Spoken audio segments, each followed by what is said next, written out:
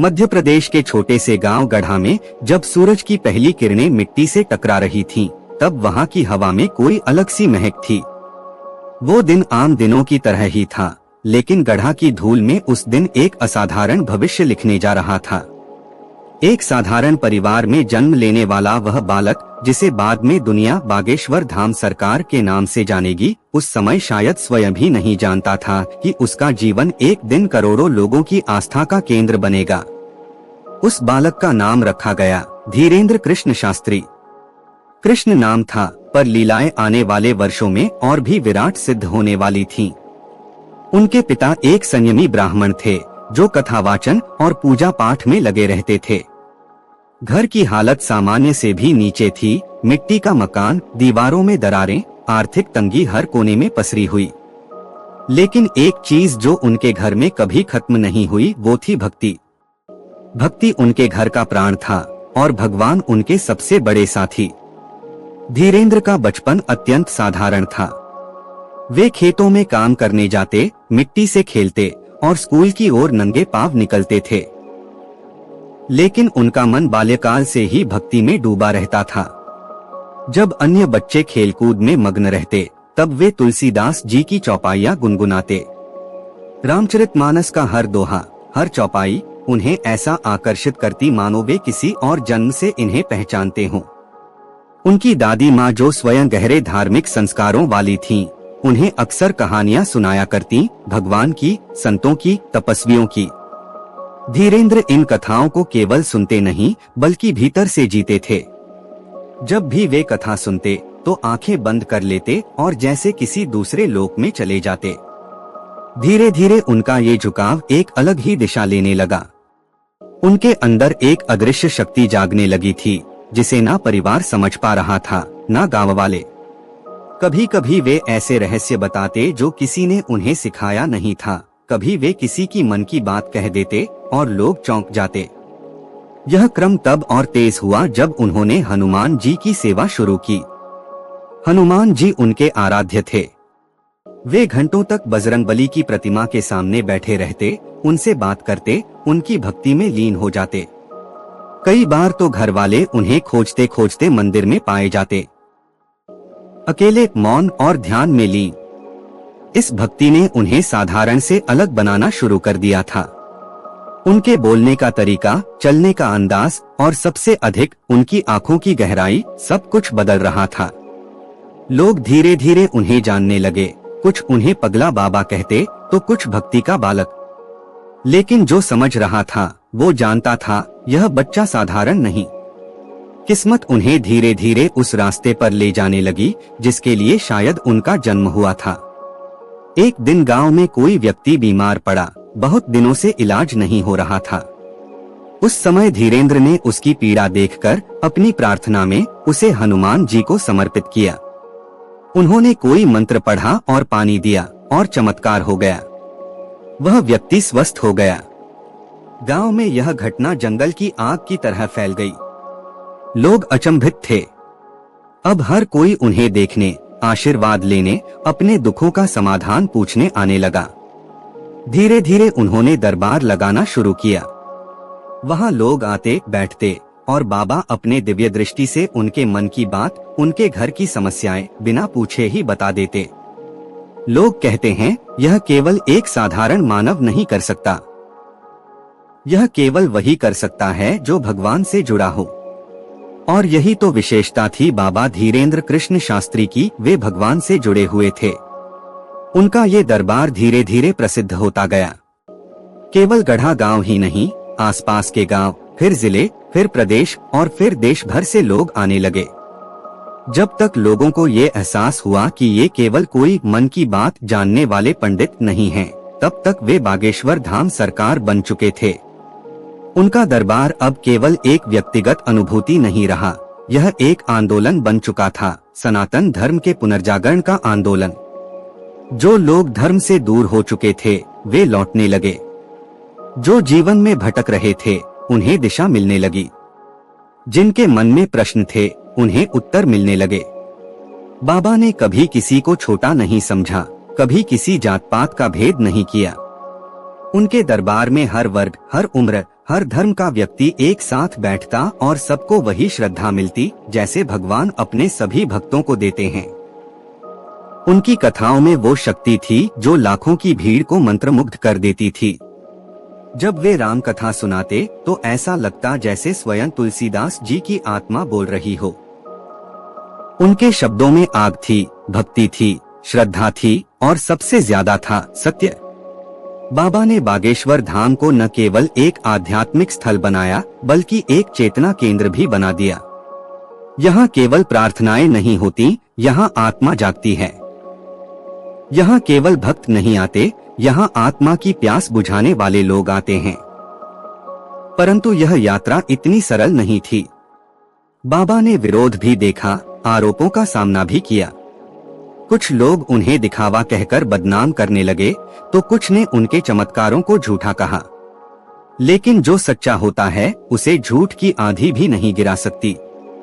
बाबा ने इन सबका उत्तर अपने कर्म से दिया।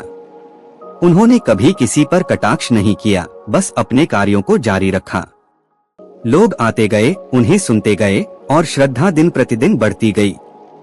वे कहते हैं, हम तो बस बजरंगबली के सेवक हैं।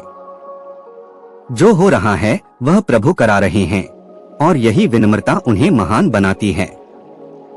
इस प्रकार एक गरीब ब्राह्मण बालक से शुरू हुई यात्रा आज बागेश्वर धाम के नाम से एक ऐसी ज्योति बन चुकी है जो हर दिशा में रोशनी फैला रही है। बाबा बागेश्वर धाम के जीवन में जैसे जैसे लोगों की आस्था जुड़ने लगी वैसे वैसे वे केवल एक संत नहीं बल्कि एक आध्यात्मिक शक्तिपीठ के रूप में स्थापित होने लगे। अब केवल भक्त नहीं, बड़े बड़े राजनेता, अभिनेता, उद्योगपति, वैज्ञानिक तक उनके दरबार में आने लगे थे। लेकिन धीरेन्द्र शास्त्री जी की सरलता वही पहले जैसी बनी रही। जब मीडिया ने उन पर ध्यान देना शुरू किया तो कुछ चैनलों ने श्रद्धा के साथ उन्हें दिखाया तो कुछ ने चुनौती देने की कोशिश की। एक बार तो एक मंच पर किसी तथाकथित तर्कवादी ने उन्हें सार्वजनिक रूप से चुनौती दी कि वह कोई चमत्कार करके दिखाएं। बाबा मुस्कराए, बोले, हम कोई चमत्कार नहीं करते, हम तो बजरंगबली के चरणों में बैठकर उनकी कृपा बांटते हैं। चमत्कार केवल प्रभु करते हैं। लेकिन जब उस मंच पर ही उन्होंने कुछ ऐसे विवरण बताए जो सामने वाले के जीवन से जुड़े थे और किसी को ज्ञात नहीं थे तो सबकी बोलती बंद हो गई। देश भर में ये प्रसंग आग की तरह फैल गया। लोग कहने लगे, ये कोई साधारण व्यक्ति नहीं है, ये तो हनुमान जी के कृपा पात्र हैं। फिर आया वो समय जब बागेश्वर धाम सरकार ने एक बड़ा निर्णय लिया। उन्होंने तय किया कि भारत में घर घर जाकर सनातन धर्म को जागृत किया जाएगा। उनका यह अभियान केवल कथा वाचन या दरबार तक सीमित नहीं रहा, बल्कि एक राष्ट्रीय चेतना बन गया। बाबा ने युवाओं को धर्म से जोड़ने के लिए नई भाषा अपनाई जो आज के युग के अनुसार थी, लेकिन जड़ में राम, हनुमान, सनातन की शक्ति को लेकर चलती थी। उन्होंने कहा, यदि युवाओं को धर्म से जोड़ना है तो उनके हृदय में राम का बीज बोना होगा। वे मंच से बोलते, जवानी में जो राम नहीं है वह केवल मांस का गोला है। ये शब्द सुनकर युवाओं में जोश भर जाता। कॉलेज, विश्वविद्यालय, सोशल मीडिया, सब जगह बाबा की बातें वायरल हो गईं।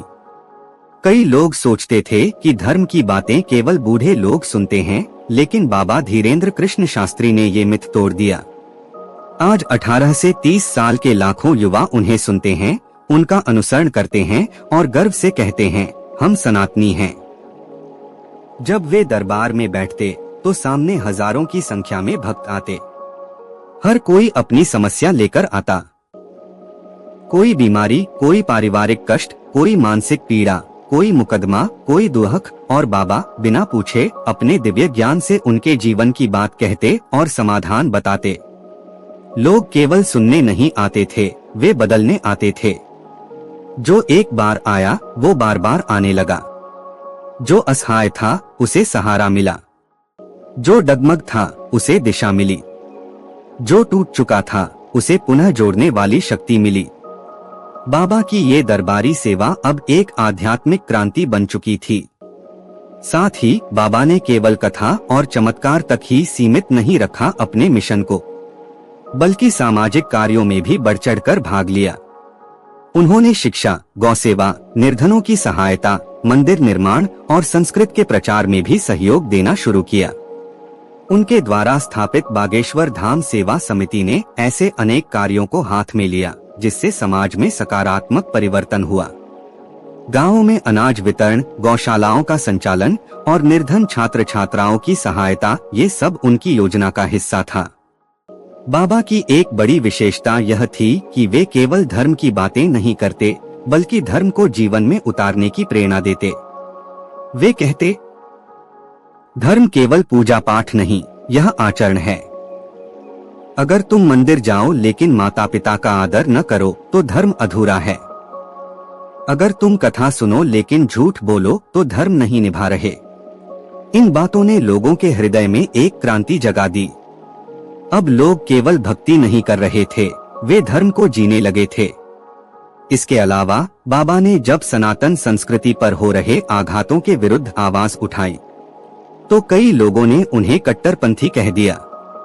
लेकिन बाबा ने स्पष्ट कहा, जो अपने धर्म की रक्षा करता है वही सच्चा भक्त है। सनातन पर बोलना पाप नहीं है, मौन रहना अपराध है। उनकी इन बातों ने देश भर के लाखों सनातन प्रेमियों को हिम्मत दी। अब युवा खुलकर धर्म की बात करने लगे, गर्व से अपने नाम के आगे दास या राम भक्त लगाने लगे। कभी कभी बाबा को आलोचना भी झेलनी पड़ी। उनकी लोकप्रियता से ईर्ष्या करने वाले लोगों ने उन पर तरह तरह के आरोप लगाए। मीडिया के कुछ वर्गों ने उन्हें बदनाम करने का प्रयास किया, परंतु जब जनता ने सच्चाई देखी, जब लोगों ने अनुभव किया, तो सब झूठ हवा में उड़ गया। उनके भक्तों का कहना है, जिसे हनुमान जी की छाया मिली हो, उसे दुनिया की कोई आंधी गिरा नहीं सकती। बाबा ने कभी किसी आलोचना का जवाब क्रोध से नहीं दिया। वे केवल मुस्कुराकर कहते, जिसका रक्षक स्वयं बजरंगबली हो, उसका क्या बिगड़ेगा। इस साधु ने न केवल राम को जीवन में उतारा, बल्कि राम के रास्ते पर चलते हुए एक नई पीढ़ी को दिशा दी। बाबा के जीवन में एक और विशेषता थी, उनका अहंकार शून्य था। इतनी प्रसिद्धि के बाद भी वे स्वयं को केवल बजरंगबली का सेवक कहते हैं। वे मंच पर चिल्लाकर खुद को नहीं बताते। वे शांत स्वर में कहते हैं, जो कुछ भी होता है वह प्रभु की कृपा है, मैं कुछ नहीं। उनका ये विनम्र स्वभाव ही उन्हें और ऊंचा उठाता है। बाबा का उद्देश्य केवल धर्म प्रचार नहीं, बल्कि भारत की आत्मा को जागृत करना है। वे कहते हैं, यह भारत भूमि केवल भौगोलिक नहीं है, यह देवभूमि है। यहाँ संतों ने जन्म लिया, ऋषियों ने तप किया और भगवान स्वयं अवतरित हुए। इसलिए वे चाहते हैं कि हर भारतीय अपने धर्म को जाने, समझे और अपनाए। उनकी कथाएं, उनके दरबार केवल तमाशा नहीं हैं, वे एक अलख जगाने का माध्यम हैं। उनका सपना है भारत फिर से विश्वगुरु बने, और इसके लिए वे दिन रात लगे हुए हैं। जब एक साधक सच्चे हृदय से प्रभु की आराधना करता है तो उसका प्रभाव केवल सीमाओं तक नहीं रहता। धीरेन्द्र कृष्ण शास्त्री के जीवन में भी यही हुआ। उनका जीवन अब केवल गढ़ा गांव तक सीमित नहीं रहा था, वे एक देशव्यापी चेतना बन चुके थे। हर राज्य, हर शहर, हर गांव लोग अब उन्हें जानने लगे थे। जिनके पास आस्था नहीं थी वो भी चमत्कार सुनकर खींचे चले आते थे। जिन्हें धर्म से मोहभंग हो गया था वो उनके शब्दों में नई आशा पाते थे।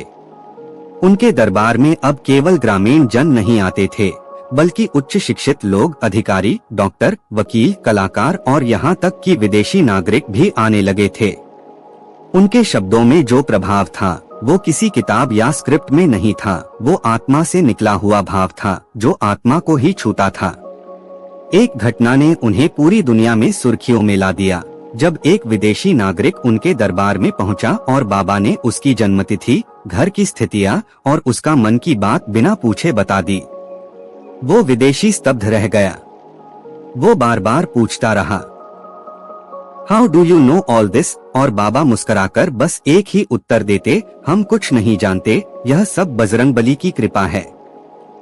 उस वीडियो ने लाखों लोगों को हैरान कर दिया। विदेशी मीडिया तक ने बागेश्वर धाम सरकार पर रिपोर्ट्स बनाई। अनेक चैनलों ने उनके ऊपर डॉक्यूमेंट्री बनाना चाहा। कुछ लोगों ने इसे अध्यात्म का प्रचार माना, कुछ ने इसे मनोवैज्ञानिक प्रभाव कहा, लेकिन एक बात साफ थी, बाबा धीरेन्द्र शास्त्री अब एक विश्वस्तरीय आध्यात्मिक प्रतीक बन चुके थे। परंतु बाबा का मार्ग हमेशा आसान नहीं रहा। जहां सच्चाई होती है वहां विरोध भी होता है।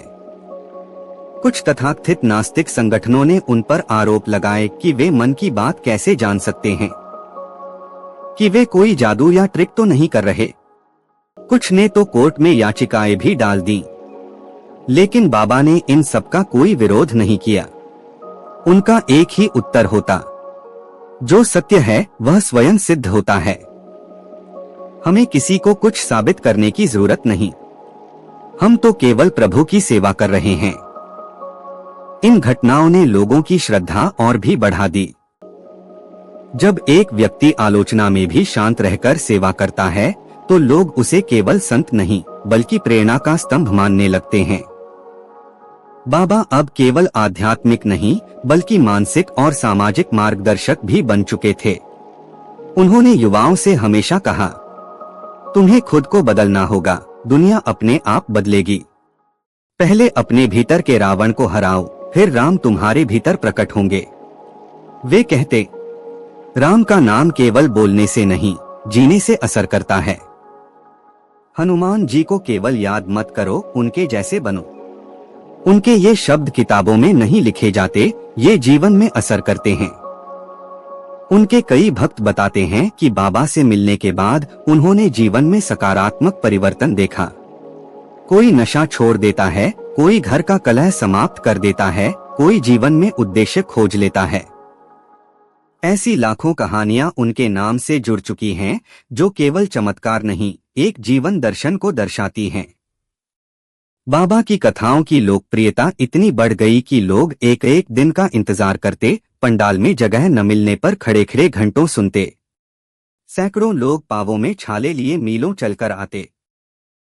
लेकिन जब कथा शुरू होती तो सब दर्द भूल जाते। ऐसा प्रतीत होता जैसे शब्द नहीं, स्वयं राम कथा उनके हृदय से निकल रही हो। वे जब सिया राम कहते तो पंडाल गूंज उठता। जब वे जय बागेश्वर धाम सरकार की कहते तो बच्चों से लेकर वृद्धों तक सबकी आंखों में श्रद्धा छलकने लगती। उनकी एक विशेष बात ये थी कि वे कथा के साथ साथ धर्म के व्यवहारिक पक्ष को भी बताते थे। वे कहते, यदि घर में कलह है तो पहले सुबह राम नाम से दिन शुरू करो। माता पिता को प्रणाम करो, भोजन से पहले भगवान का धन्यवाद करो।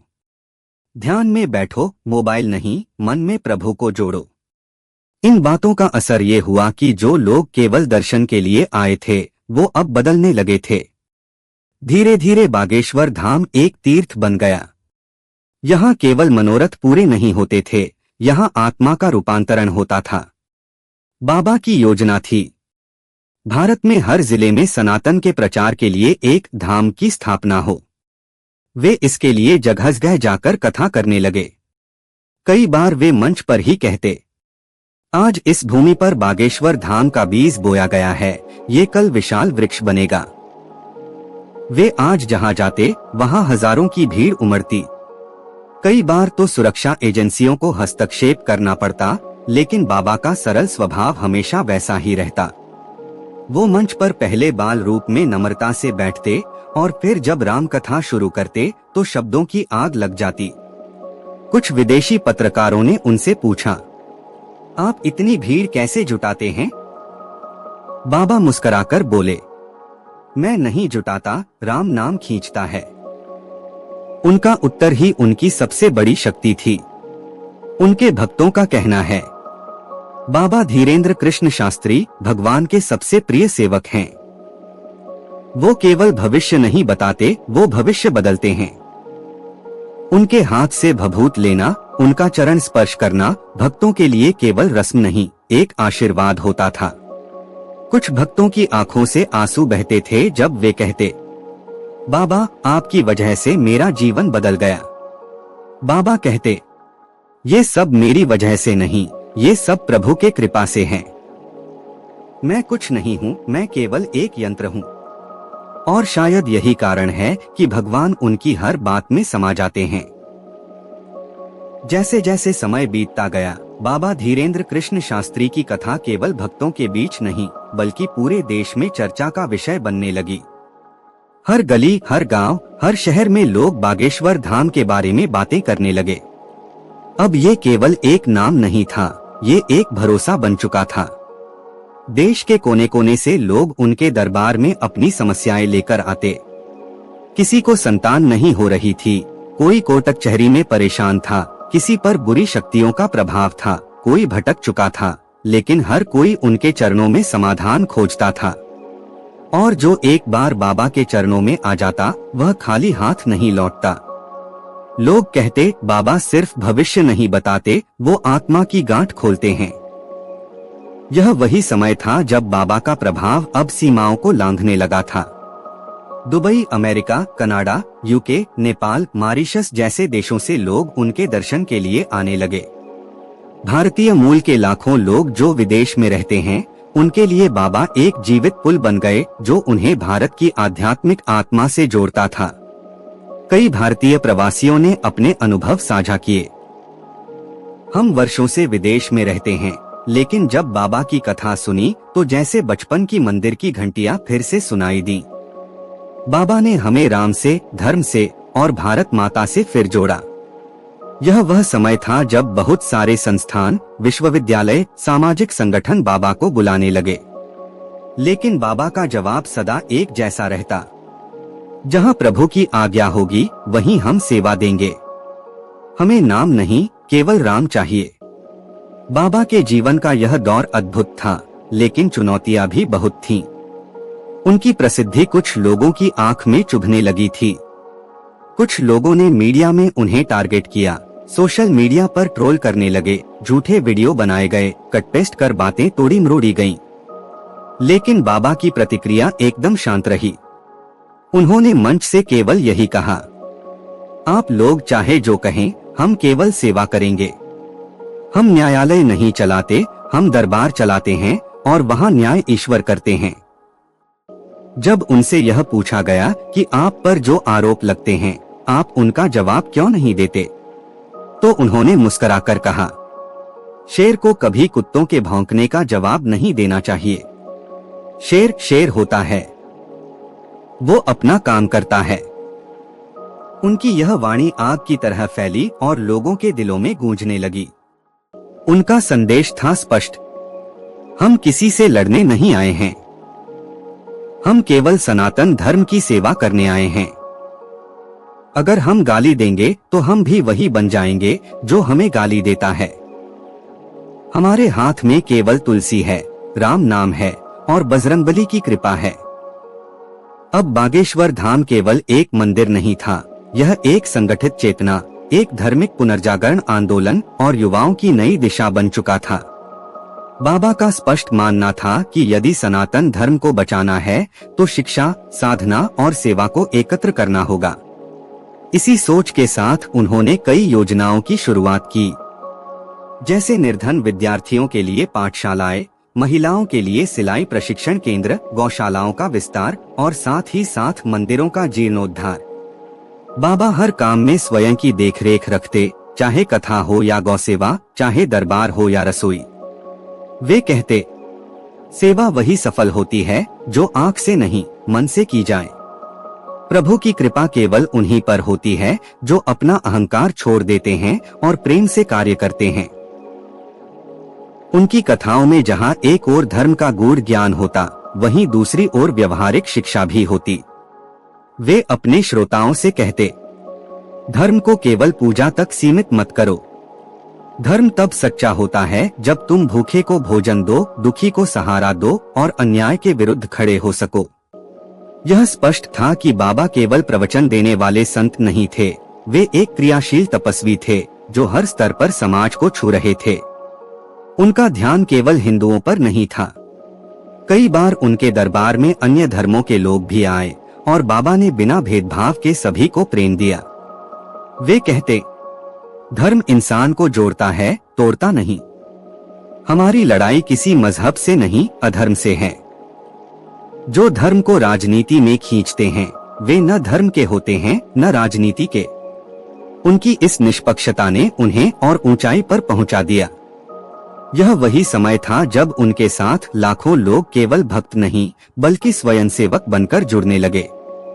हर जिले, हर गांव, हर गली में बागेश्वर परिवार के नाम से लोग एकत्रित होने लगे। उनका उद्देश्य सनातन धर्म की सेवा, समाज में सकारात्मक बदलाव और संतों के विचारों का प्रचार। उनके अनुयायी कहते हैं, बाबा हमें केवल आशीर्वाद नहीं देते, वे हमें एक लक्ष्य देते हैं। कुछ लोग उन्हें भारत का भविष्य कहते हैं, कुछ सनातन का योद्धा और कुछ बजरंगबली का दूत। लेकिन बाबा सदा यही कहते रहे, हम कुछ नहीं, हम तो केवल राम के सेवक हैं। उनका जीवन सादा, आचरण गंभीर, दृष्टि दूरदर्शी और लक्ष्य स्पष्ट रहा है। भारत को फिर से उसके आध्यात्मिक वैभव की ओर ले जाना। भारत के भौगोलिक नक्शे पर मध्य प्रदेश का गढ़ा गांव भले ही छोटा हो, लेकिन आज उस मिट्टी ने ऐसा संत दिया है जिसने करोड़ों दिलों में भक्ति की लौ जलाई है।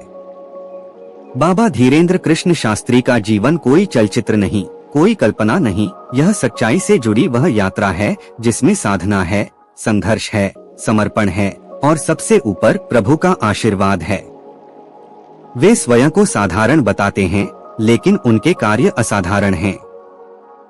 वे कहते हैं, हमें किसी से प्रतियोगिता नहीं करनी, हमें केवल सेवा करनी है। जो राम नाम में रम गया वही सच्चा विजेता है। बाबा के जीवन का सबसे बड़ा आकर्षण यह है कि वे जो कहते हैं उसे जीते हैं। उनकी वाणी में सौम्यता है, दृष्टि में विश्वास है और जीवन में धैर्य है। आज उनके अनुयायियों की संख्या करोड़ों में है। देश के हर राज्य में, हर जिले में, हर गांव में बागेश्वर धाम सरकार के भक्त हैं। लोग उनके पोस्टर लगाते हैं, राम नाम की ध्वजा फहराते हैं, कथा सुनने के लिए मीलों पैदल चलते हैं। केवल इसलिए नहीं कि बाबा कोई चमत्कारी संत हैं, बल्कि इसलिए कि उन्होंने लोगों को स्वयं की ओर लौटना सिखाया है। बाबा ने लोगों को बताया, तुम्हारे अंदर जो शक्ति है उसे जगाओ। तुम्हें किसी बाहरी चमत्कार की जरूरत नहीं, प्रभु स्वयं तुम्हारे भीतर हैं। उनके प्रवचनों में आज की पीढ़ी के लिए मार्गदर्शन है। वे कहते हैं, अगर युवा जाग गया तो भारत फिर से विश्वगुरु बनेगा। तुम स्मार्टफोन इस्तेमाल करो, लेकिन राम नाम न भूलो। तुम अंग्रेजी बोलो, लेकिन अपनी माँ की भाषा से प्रेम मत छोड़ो। तुम डॉक्टर बनो, इंजीनियर बनो, लेकिन अपने घर के मंदिर को बंद मत करो। उनका यह संतुलित संदेश ही उन्हें भीड़ से अलग करता है। वे न तो केवल पारंपरिक हैं और न ही केवल आधुनिक। वे उन दोनों का संगम हैं जो आज के युग में सबसे जरूरी है। वे युवाओं को गीता पढ़ने की सलाह देते हैं, रामायण सुनने की प्रेरणा देते हैं और साथ ही साथ सोशल मीडिया के सदुपयोग की भी शिक्षा देते हैं। उन्होंने कई बार मंच से कहा, अगर भगवान के विरोध में बोलने वाले लोग इंटरनेट पर सक्रिय हैं, तो भगवान के भक्तों को भी वहां पहुंचना होगा। सनातन की रक्षा केवल मंदिरों से नहीं, मोबाइलों से भी हो सकती है। आज बाबा के video YouTube, Facebook, Instagram, Twitter से लेकर विदेशी मंचों तक पहुंचे हैं। लाखों लोग उनके माध्यम से नास्तिकता छोड़कर श्रद्धा की ओर लौटे हैं। हजारों युवाओं ने अपने जीवन में नशा, गाली गलौच, हिंसा और भटकाव से मुक्ति पाई है। बाबा स्वयं भी कहते हैं, अगर मेरे जीवन से एक भी व्यक्ति सुधर जाए तो यही मेरे जीवन की सबसे बड़ी सफलता होगी। उनका सपना है, हर गांव में एक मंदिर हो, हर घर में राम का नाम हो, हर बालक संस्कार से भरा हो और हर युवा धर्म का ध्वजवाहक हो। इस उद्देश्य के लिए वे दिन रात लगे हुए हैं। कभी कथा कर रहे होते हैं, कभी दरबार में बैठे होते हैं, कभी किसी बीमार से मिलते हैं, कभी किसी निर्धन को आश्वासन देते हैं। उनके जीवन में विश्राम नहीं है, केवल कर्म है। उनकी रातें छोटी होती हैं और दिन लंबे, क्योंकि उनका समय केवल स्वयं का नहीं, पूरे समाज का होता है। कई बार लोगों ने पूछा, बाबा आप थकते नहीं? तो वे मुस्कुराकर कहते, थकान उन्हें होती है जो स्वार्थ से काम करते हैं। जो प्रभु के लिए काम करे उसका हर कदम तपस्या बन जाता है। उनकी यही तपस्या है जिसने उन्हें आज इस ऊंचाई तक पहुंचाया है। अब केवल भारत ही नहीं, दुनिया भर में बागेश्वर धाम का नाम गूंजता है। लोग उन्हें मॉडर्न डे ऋषि, living saint, messenger of lord Hanuman जैसे नामों से पुकारते हैं, लेकिन वे सदा स्वयं को केवल रामदास कहते हैं। यह विनम्रता ही उनकी सबसे बड़ी पूंजी है। किसी भी बड़े आयोजन में वे स्वयं सबसे पहले चरण छूते हैं, सबसे पीछे बैठते हैं, सबसे अंत में भोजन करते हैं, क्योंकि वे कहते हैं, संत वही है जो सबसे आगे सेवा में और सबसे पीछे सम्मान में खड़ा हो। आज जब भारत अनेक सामाजिक, राजनीतिक और सांस्कृतिक चुनौतियों से जूझ रहा है, तब बाबा धीरेन्द्र कृष्ण शास्त्री जैसे संतों की भूमिका अत्यंत महत्वपूर्ण हो गई है। वे केवल धर्म नहीं सिखा रहे, वे जीवन जीने की कला सिखा रहे हैं। उनकी यह कथा कोई फिल्म नहीं, कोई कल्पना नहीं, यह एक जीवंत उदाहरण है उस सत्य का कि जब कोई सच्चे मन से भगवान को पुकारता है तो भगवान उसे स्वयं माध्यम बना देते हैं।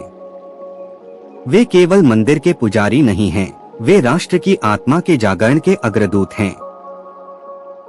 वे केवल भविष्य बताने वाले संत नहीं हैं, वे आने वाले भविष्य के निर्माता हैं। वे केवल कथावाचक नहीं हैं, वे उस कथा के स्वयं पात्र हैं जिसमें भारत फिर से जाग रहा है, धर्म फिर से लौट रहा है और आत्मा फिर से मुस्कुरा रही है। कथा का समापन यही होता है, लेकिन श्रद्धा की शुरुआत अब होती है। जब कोई भक्त यह कथा सुनकर कहे, मैं भी अब बागेश्वर धाम सरकार का सेवक बनना चाहता हूँ, मैं भी अपने जीवन में प्रभु को उतारना चाहता हूँ, मैं भी अब जागना चाहता हूँ धर्म की ओर, आत्मा की ओर, भारत की ओर। यदि यह कथा आपके हृदय को छू गई हो, यदि बाबा बागेश्वर धाम सरकार की जीवन यात्रा ने आपको भी प्रेरित किया हो, तो यही इस प्रयास की सबसे बड़ी सफलता है। हमारा उद्देश्य केवल शब्दों की प्रस्तुति नहीं था, बल्कि आत्मा तक पहुंचने की कोशिश थी। धर्म को केवल पूजा तक सीमित मत रखिए, उसे जीवन में उतारिए। राम नाम को केवल मंत्र मत बनाइए, उसे सांसों का आधार बनाइए। आपसे फिर एक नई कथा में भेंट होगी। तब तक प्रभु आपके जीवन में प्रेम, प्रकाश और परम शांति बरसाए। जय श्री राम, जय बागेश्वर धाम सरकार।